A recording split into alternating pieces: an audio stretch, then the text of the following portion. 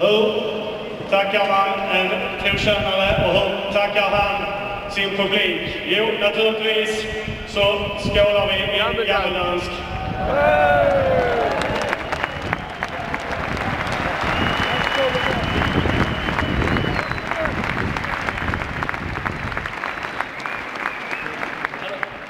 Jeg bare holdt på at sige tusind tak for den fantastiske tid, jeg har haft i Malmø igennem 7 sæsoner nu.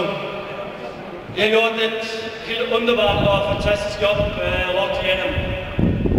Alle rundt Malmø og alle mine fans specielt har fået en stor plads i mit hjerte.